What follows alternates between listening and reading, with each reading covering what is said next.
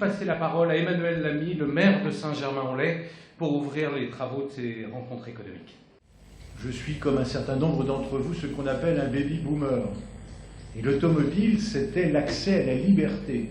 C'était quelque chose qui avait une valeur essentielle. Lorsqu'on passait son permis de conduire, on devenait un homme ou une femme, la vie changeait, on était véritablement rentré dans la société. Depuis, les choses ont évolué, la voiture est toujours là, et la voiture, c'est aussi un défi parce que ce n'est plus la même voiture et ce n'est plus le même usage. Peut-on parler de déclin en Europe et de renaissance en Chine? De déclin de la voiture avec le moteur thermique, mais de renaissance de la propulsion électrique? De déclin de l'usage personnel et de naissance de nouveaux usages collectifs de cette voiture? Je ne pense pas que les choses soient aussi simplistes et binaires. Et grâce à notre plateau exceptionnel de dirigeants et d'experts de ce monde automobile, Vincent, nous allons pouvoir avoir des réponses ce soir.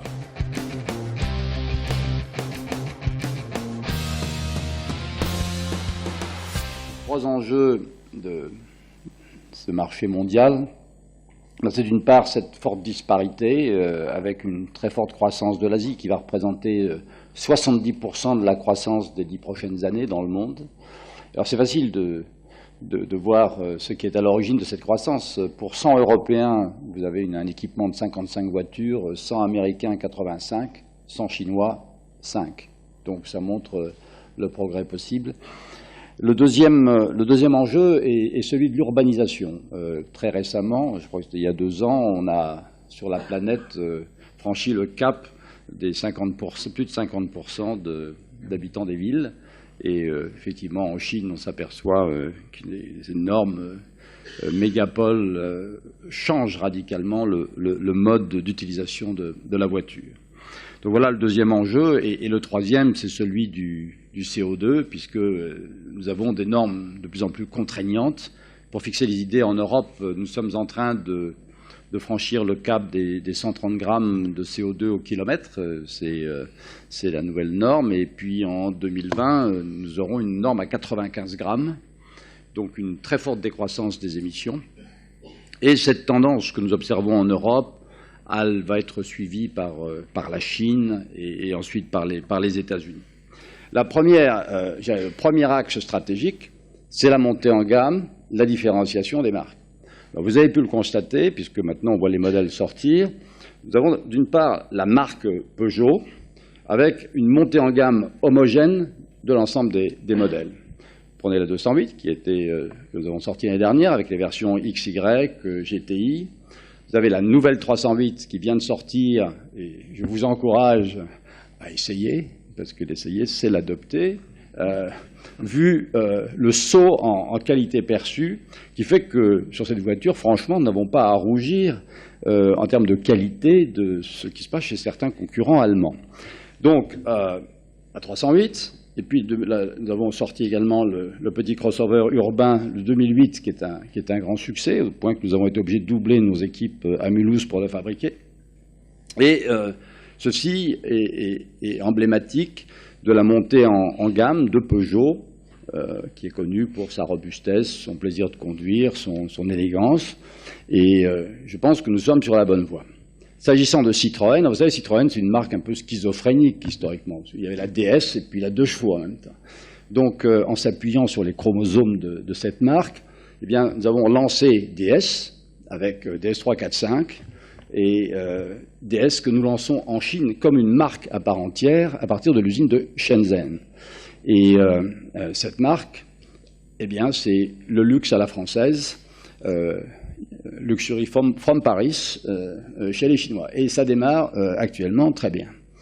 Mais nous avons voulu également différencier la ligne C de Citroën.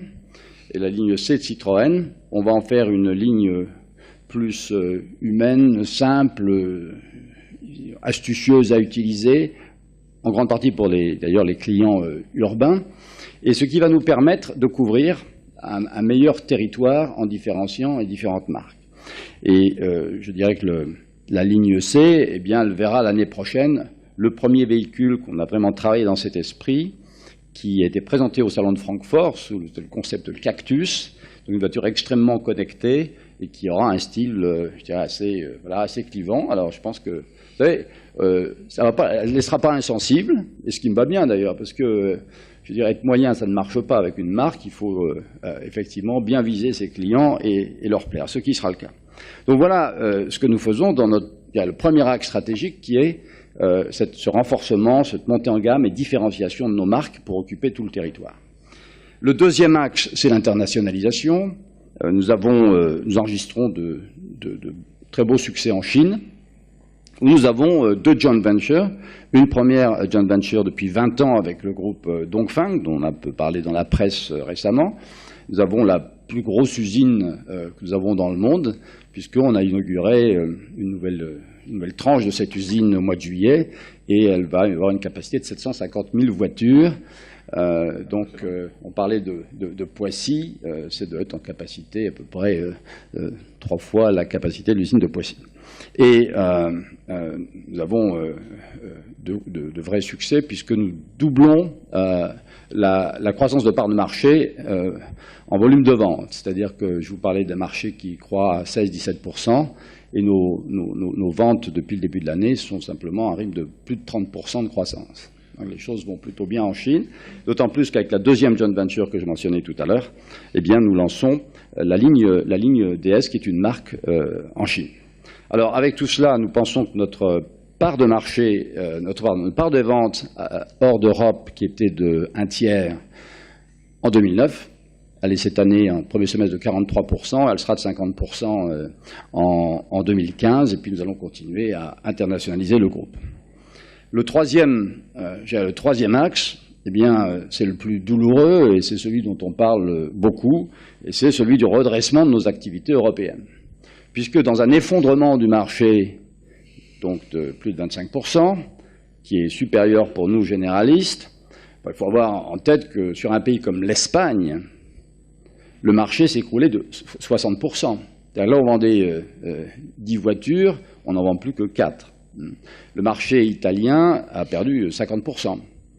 Donc avec toutes les conséquences que ça a sur les réseaux, et bien sûr sur les prix, puisque les prix sont aussi extrêmement déprimés.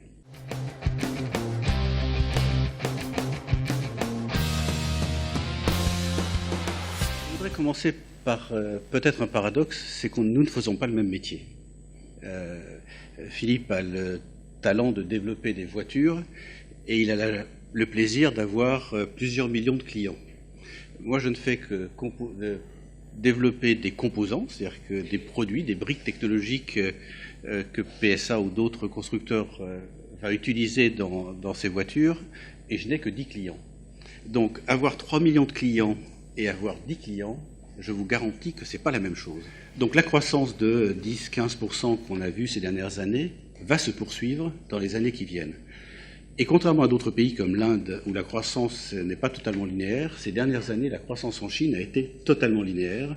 Et donc nous avons devant nous un potentiel de croissance absolument gigantesque sur le marché chinois, mais potentiel de croissance qui existe aussi en Asie du Sud-Est, qui existe aussi au Brésil, en Russie ou en Europe de l'Est. Avec, à partir de l'année prochaine, la Chine étant notre premier pays, en termes de nombre de personnes, nous aurons plus de personnes en Chine l'année prochaine que nous n'aurons en France.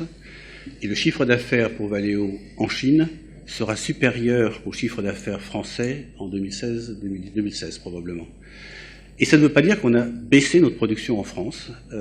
On a exactement le même nombre de salariés aujourd'hui en France, on a 15 000, exactement le même nombre que nous avions en 2008, avant la crise. Simplement, la part d'exportation à partir de notre base française est passée de 45% à plus de 70% de notre chiffre d'affaires généré en France, avec malheureusement des coûts français qui ne sont pas aussi compétitifs que les coûts aujourd'hui en Espagne, en Italie ou même en Allemagne. Vous connaissez le sujet très, très bien. Mais par contre, quand on a des installations, il faut les saturer, sinon elles disparaissent.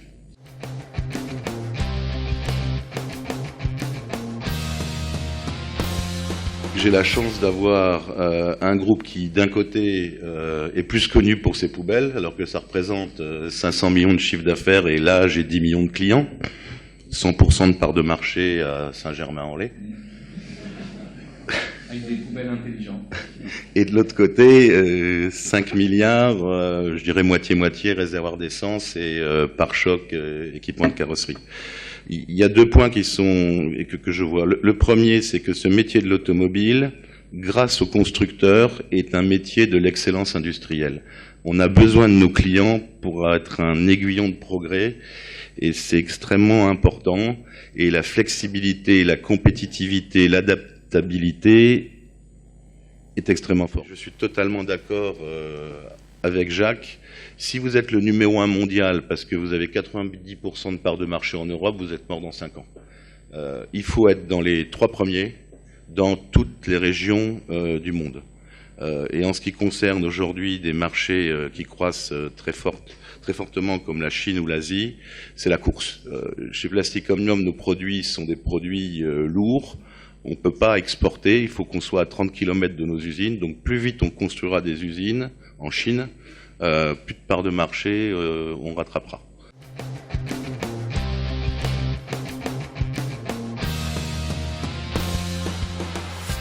D'abord, nous sommes historiquement fabricants de papier fin, il faut le savoir. Et dans les papiers fins, il y avait notamment les papiers pour condensateurs. Les condensateurs est un stockage d'électricité. Et nous sommes passés du papier pour condensateur au film pour condensateur, film polypropylène. Nous sommes un des 2 producteurs actuellement dans le monde capables de faire du film d'épaisseur de 2 microns. Je vous rappelle qu'un cheveu, c'est 60 microns. Et donc, à partir de cette technologie et de l'expertise acquise dans l'extrusion, nous avons développé, à partir des années 90, une batterie qui est une technologie un peu unique, puisque c'est une batterie lithium-métal-polymère, et nous avons à faire face, je dirais, à une concurrence qui est essentiellement axée sur le lithium-ion, mais nous faisons face et nous sommes très très fiers de ce que nous avons accompli. Alors, une fois que nous avons, je dirais, mis au point au début des années 2000 cette batterie, il a fallu évidemment que cette batterie puisse aller dans des solutions. Nous pensons que la voiture électrique et la mobilité électrique en général répond à un enjeu majeur qui est évidemment la pollution. Ça ne vous a pas échappé. Et on pense que le marché actuel va croître, non seulement avec, comme on l'a dit précédemment, comme l'ont dit précédemment mes interlocuteurs, avec l'éclosion de la voiture dans les pays émergents, mais également parce que nous avons à faire face à une urbanisation croissante. Donc c'est intéressant parce que en termes d'infrastructure, on va pouvoir évidemment promouvoir à la fois évidemment l'autopartage, mais promouvoir également la voiture électrique en général. Moi, à titre personnel, je pense que le véhicule électrique est un véhicule citadin qui n'a pas vocation à venir concurrencer les véhicules thermiques.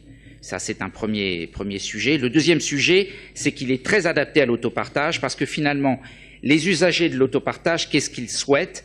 Ils souhaitent évidemment d'abord préserver l'environnement, c'est clair, surtout d'ailleurs que, en plus, le système d'autopartage est pas très cher. Donc, quand l'écologie est pas très chère, vous avez pas mal de clients. Le deuxième sujet important, c'est que vous pouvez vous garer sur des places, et c'est très important au moment où l'urbanisation est croissante. Vous pouvez bénéficier de places à votre disposition, vous pouvez les réserver. Et puis, évidemment, économiquement, vous ne payez le véhicule que lorsque vous l'utilisez. Donc, évidemment, c'est beaucoup plus économique. Et donc, nous pensons que les solutions d'autopartage vont croître dans le futur. Nous avons installé Lyon en octobre dernier. Nous installerons Bordeaux en janvier prochain. Nous allons installer Indianapolis en mai prochain.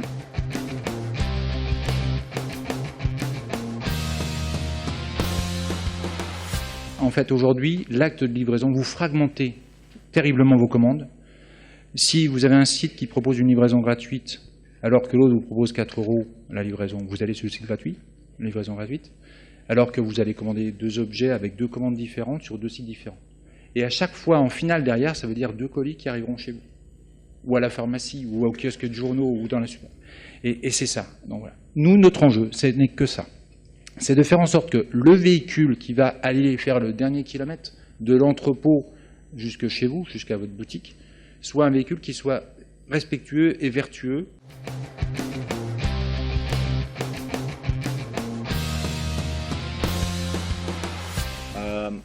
Un regard un peu plus détaillé sur les comportements des jeunes qui s'avèrent très importants comme facteur explicatif sur le parc total, ou la population totale.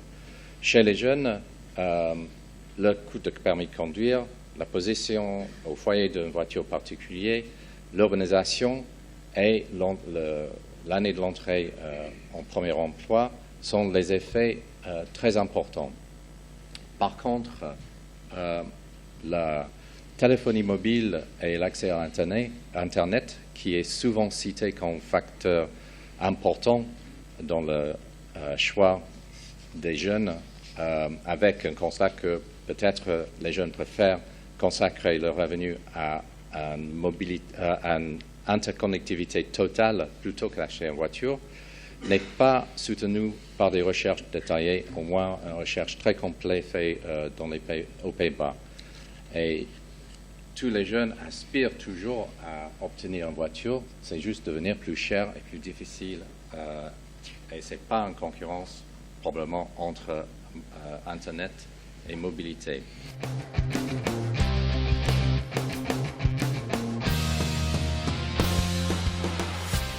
Le groupe a 16 000 chercheurs, que nous sommes le plus gros déposant de brevets en France, 1300 l'année dernière. Et donc l'allocation annuelle de nos 3 milliards de recherche, développement et d'investissement est une question importante. Alors, si on regarde le mix de motorisation, qui est un des points importants dans la réduction du CO2, il n'y a pas que ça, il y a l'allègement, il y a l'aérodynamisme, etc. Mais enfin, le mix de chaîne de traction, la part, horizon 2020-2023, des véhicules électriques, je concours au point de vue de M. Alix, ça reste très limité. Ce sera 3, 4, 5% grand maximum. Et focalisé sur l'autopartage, le dernier kilomètre, donc des applications extrêmement ciblées dans lesquelles la pénétration sera importante. Mais au total, ça reste des volumes très limités, si on regarde le parc dans sa totalité. Ensuite, il y a environ 20% du parc, des ventes, qui seront des ventes de véhicules, ce qu'on appelle du full hybride, c'est-à-dire de l'hybride qui peut rouler un peu, alors 2 à 3 km jusqu'à 40, 50 km, en mode, ça s'appelle le mode ZEV, c'est-à-dire Zero Emission Vehicle, c'est-à-dire mode électrique. Dans notre cas, et compte tenu de notre gamme, nous avons développé l'hybride diesel. Donc l'hybride diesel, c'est un moteur diesel de 163 chevaux sur le train avant et 37 chevaux sur le train arrière en moteur électrique. Parler du diesel moderne pour réduire la pollution à Paris, c'est une idée pire. Alors, par contre, on peut réduire, si on veut, les vieux diesels et les remplacer par des nouveaux. Moi, je suis tout à fait favorable. Bon, ceci dit, en réalité, si on peut fluidifier le trafic dans les grandes villes, et on travaille à cet égard avec la mairie de Paris, ça a un potentiel extrêmement important avec une connexion de la voiture, une connectivité très, très, très élevée. Bon, en matière de connectivité, nous avons actuellement 1,5 million de nos voitures qui circulent dans 13 pays d'Europe avec les appels d'urgence. Il y a également la multiplication des services comme le car sharing, la maintenance, les assurances qui sont pay as you drive, et tout ceci est favorisé par la connectivité du véhicule. Donc on a là, je dirais, entre le CO2 et la connectivité, deux axes de développement extrêmement importants qui vont dicter l'acte d'achat de nos clients. Et dans cette course à l'innovation, on a en face de nous un certain nombre de concurrents, principalement allemands ou japonais, et il faut qu'on soit suffisamment malin pour trouver des éléments qui nous permettent d'être... La meilleure façon de gagner de l'argent, c'est de casser les monopoles. Donc quand il y a un monopole quelque part, vous essayez de trouver une solution qui soit plus efficace et moins chère. Celui qui a le monopole, il n'a pas envie de changer, parce que c'est son business model qui le détruit. Et celui qui arrive, il a un peu de mal au début pour convaincre un client de le prendre. Et puis une fois que le premier client est arrivé, tout bascule assez vite. Je pense que il y a quelque chose qui a changé dans la voiture, c'est que vous et moi ne voulons plus passer du temps à réinitialiser le GPS de la voiture. Nous avons tous un GPS portable et nous voulons tous que notre interface traditionnelle se retrouve dans la voiture. et qu'on puisse utiliser exactement les mêmes applications dans la voiture et dans la vie privée. Avec tous les usages dont Philippe a parlé à l'instant, alors nous, on a vendu une activité qui s'appelait Neyman, que vous connaissez tous, qui est la clé, parce qu'on considère que la clé est morte. La clé sera dans un téléphone portable et par le contact sur la voiture, vous pourrez ouvrir votre voiture, vous pourrez transmettre la clé à quelqu'un, vous pourrez transmettre une autorisation. Et pour Patrick Souhait, dans quelques temps, vous pourrez avoir une voiture qui sera tellement agréable qu'elle conduira toute seule en ville. En fait, ça va venir. Ce sera des étapes successives qui seront lentes parce que l'acceptabilité du conducteur pour une voiture qui devient de plus en plus autonome n'est pas facile. On a des roadmaps technologiques avec un certain nombre de clients, soit allemands, soit japonais, pour voir les étapes qui permettront les unes après les autres d'avoir cette voiture qui conduira de plus en plus à la place du conducteur. Dans une ville, c'est ce que tu voulais dire tout à l'heure, probablement dans une ville comme Paris, si toutes les voitures démarraient en même temps au feu rouge, il n'y a rien de plus agaçant qu'une voiture qui démarre devant vous et puis les autres voitures ne suivent pas, on pourrait fluidifier de l'ordre de 30% la circulation dans une ville comme Paris. Ce sont des chiffres très impressionnants. Et tout cela passe par l'interaction de la voiture avec son environnement, la compréhension de ce qui se passe autour de la voiture. Et puis après, j'écoute Jacques Aschenbroich et il me dit qu'il y a des capteurs partout. J'écoute Monsieur Carlos Ghosn, toutes les voitures sont électriques. Donc je suis le numéro 1 des systèmes au carburant dans le monde et je fais des pare-chocs. Donc je suis mort. C'est mon cauchemar.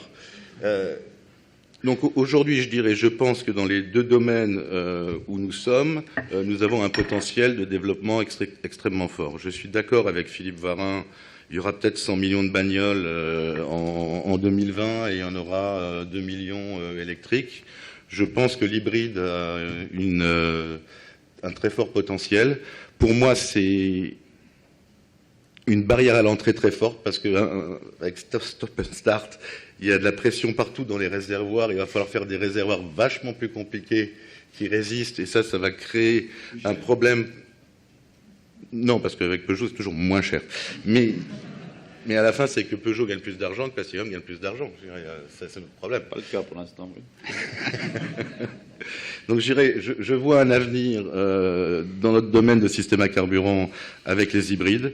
On pense aussi un peu plus loin à l'hydrogène, qui, à mon avis, a un potentiel. Nous travaillons avec le groupe Peugeot sur Hybridair, qui, à mon avis, a aussi un potentiel important. Et en ce qui concerne les équipements de carrosserie, il est probable qu'un jour, le capot va passer au-dessus de la voiture, et qu'il y aura des capteurs, et il n'y aura plus de pare-choc. Eh ben, il faut qu'on soit capable de faire des capots. Et puis qu'on soit capable de faire des toits. Et si on fait des haillons arrière plus légers, la motorisation pour l'élever sera meilleure et on fera baisser tout le prix de revient de la voiture et une voiture sera beaucoup plus agréable. Donc je dirais aujourd'hui, on a deux métiers dans lesquels, par l'innovation, on a un développement potentiel extrêmement fort. Je dirais la mondialisation, la financiarisation, je dirais ce sont des choses à intégrer immédiatement avec une seule stratégie pour nous, c'est l'indépendance. Donc je dirais que, avant de regarder internationalisation, globalisation, etc., le fait d'être un groupe familial dirigé par une famille qui est aux commandes aussi, parce que là, je dirais, il y a l'actionnaire et le manager qui veut avoir une vision industrielle, oriente toute la stratégie. Le premier mot, c'est l'indépendance. Et l'indépendance, on l'a par la croissance. Et la croissance, on l'a par la globalisation et l'innovation. Ça nous permet aussi de prendre des projets à perte parce qu'on va avoir une vision à 10 ans, à 15 ans, qu'on pense aux enfants et qu'on est fier d'être le premier groupe industriel français détenu majoritairement par une famille qui est là depuis 1876. Nous prévoyons à l'horizon 2020 à peu près de sortir en autopartage à peu près pour 15 000 voitures par an de voitures électriques en termes de projets. Et donc, il nous faut travailler sur 3 axes. Le premier axe, évidemment, c'est d'équiper les villes en infrastructure. Évidemment, nous sommes en relation avec un certain nombre de villes pour le faire. c'est pas très commode, notamment parce qu'il n'y a pas une vraie volonté. Alors, il y a beaucoup de villes intéressées, mais il n'y a pas beaucoup de villes qui sont prêtes à investir un peu de leur argent pour, je dirais, bâtir un réseau de bandes de charge sur leur sol. Et même, on voit bien que même à l'échelle française, quand vous construisez une borne électrique aujourd'hui, vous n'avez même pas le droit à un certificat d'économie d'énergie, ce qui, entre nous soit dit, nous coûterait pas très cher à l'État français.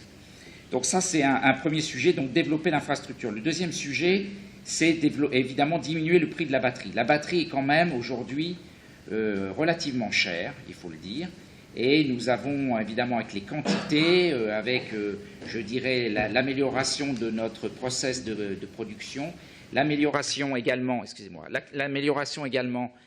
de notre rendement, de nos productivités et des coûts d'achat de matières premières, puisque les matières premières sont extrêmement importantes, notamment tout ce qui est lithium et phosphate de fer.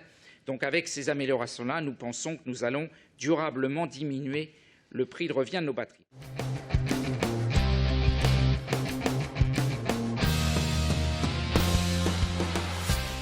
Mais là, ça fait un mois maintenant qu'on discute avec tous les acteurs européens de la livraison pour savoir qu'est-ce qu'ils attendent au niveau de leurs structures, filiales et autres en Europe. Est-ce qu'il y a des points communs d'organisation, de sous-traitance, de capacité d'acquisition des véhicules, etc. En fait, notre cible, c'est les villes de plus de 100 000 habitants en Europe. Alors, on est français. Comment ? Où est-ce qu'on peut vous retrouver ? Donc aujourd'hui, on est français. Vous pouvez voir nos véhicules à Toulouse, à Besançon, à Orléans, à Paris. Il y a des véhicules qui tournent pour le compte de nos clients et qui aujourd'hui exploitent basiquement nos véhicules au même titre qu'ils exploitent des jumpers, des trafics, des boxers, des sprinters, etc. En fait, on est quelque part...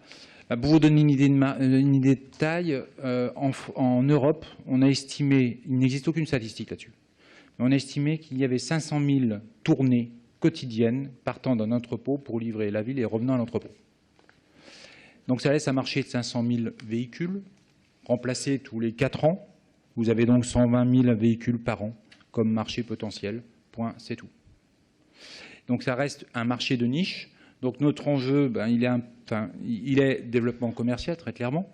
Notre enjeu, c'est d'être à l'aune de ces 120 000 véhicules potentiels avec une part de marché qui soit significative. Mais vous savez, pour une boîte comme nous, 5% de 120 000 véhicules, c'est énorme.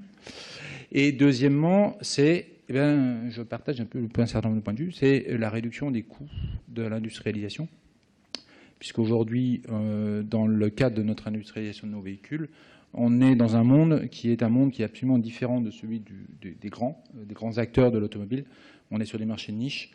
Donc l'enjeu, c'est d'avoir sur des marchés de niche des coûts qui soient quand même malgré tout compétitifs. Et à titre d'exemple, le 3 millions d'euros qui a été cité tout à l'heure, dans la presse de l'Est de la France, il y a eu un exemple qui était donné par PSA qui avait lancé un appel d'offres pour faire une pièce de fonderie d'un composant dans la liaison sol. 3 millions d'euros était le coût de l'outillage de cette pièce-là. Avec 3 millions d'euros, nous on a développé plusieurs prototypes. Et aujourd'hui, à cette différence, notre vocation, c'est de la petite série. Donc l'idée, c'est très simple, c'est de faire des coûts qui sont liés à des petites séries.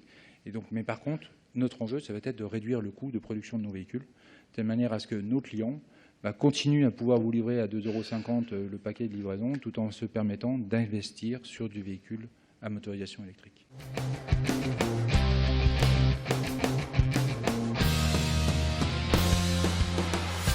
Je pense que ce que l'on peut retenir, c'est d'abord la part de la Chine. Alors vous l'avez vu sur tous les slides, vous ne pouvez pas l'ignorer. Ça va devenir, c'est dès maintenant le plus gros marché du monde. C'est un enjeu essentiel à la fois pour les équipementiers et les constructeurs, pour qui la migration est absolument nécessaire.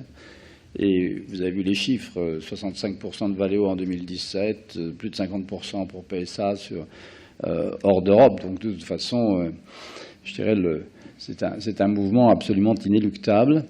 Et il ira loin. Vous savez, on a vécu la vague des constructeurs japonais, puis la vague coréenne. Je pense qu'il faut savoir que la vague chinoise se prépare, même si elle n'est pas visible demain matin. C'est la prochaine étape. Les chiffres que nous avons évoqués, le taux d'équipement, que ce soit en pourcent ou en pour 1000, c'est un facteur de 1 à 10 entre la Chine et l'Europe. Donc le potentiel de croissance est là, il est certain. Le deuxième point que vous avez probablement aussi retenu, c'est l'importance de l'innovation dans notre secteur. Innovation en réduction de la consommation de CO2. On a évoqué les véhicules électriques, les véhicules hybrides, sans oublier les moteurs thermiques avec toutes les formes d'hybridation allant du stop and start à l'hybride économique, etc. Et d'autres formes d'hybridation plus radicales, plus révolutionnaires qui se préparent. Cette réduction du CO2, vous le voyez, c'est un enjeu considérable pour l'industrie puisque la croissance de la production va être énorme. Il faut donc que la réduction de CO2 soit aussi énorme dans l'autre sens pour compenser. Le deuxième axe d'innovation, c'est celui de la conduite intuitive, du confort, de la sécurité, de la visibilité, tout ce qui a été brillamment exposé par mon voisin. Le troisième axe, qui n'est pas indépendant, est celui de la connectivité dans les voitures. Et je dirais peut-être le dernier point qui a été évoqué en matière d'innovation, c'est l'innovation dans l'ensemble des services. L'autopartage qui est en train de prendre son essor, c'est absolument indiscutable. On en parle depuis longtemps, mais ça vient maintenant, pour une grosse part en véhicules électriques. Et puis les livraisons du dernier kilomètre, on voit qu'il y a des changements sociétaux qui induisent une nécessité d'innovation. Donc, une innovation absolument indispensable. Et j'en profite, puisqu'il y a un certain nombre d'élus dans cette salle, pour vous rappeler que le crédit impôt recherche est un élément absolument fondamental, sanctuarisé, et qui doit rester dans le sanctuaire pour que la recherche en France puisse se maintenir. Donc, la Chine, l'innovation massive. Un troisième point sur lequel je vais peut-être élaborer un tout petit peu plus que le débat ce soir, c'est celui de l'excellence industrielle de la filière française. Ça a été évoqué, le lien entre Moveo et Muse, par exemple. Moveo qui est un des pôles de compétitivité.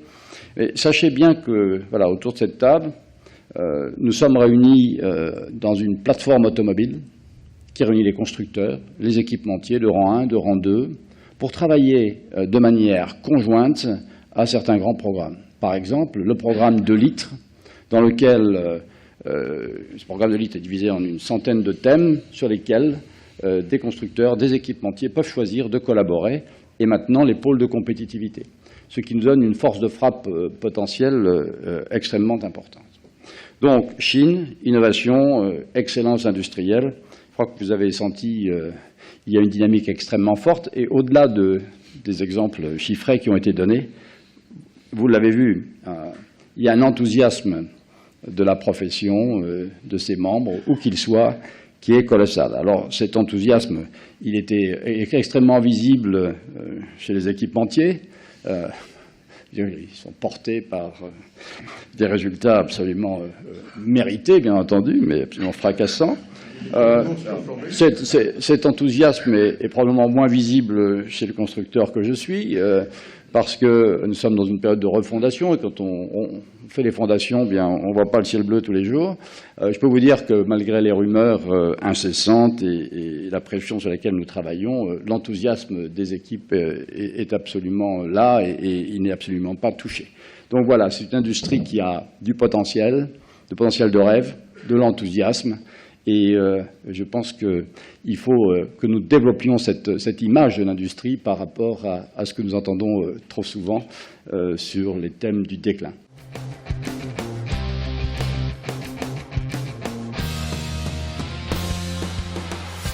Je me pose une question, il y a un paradoxe.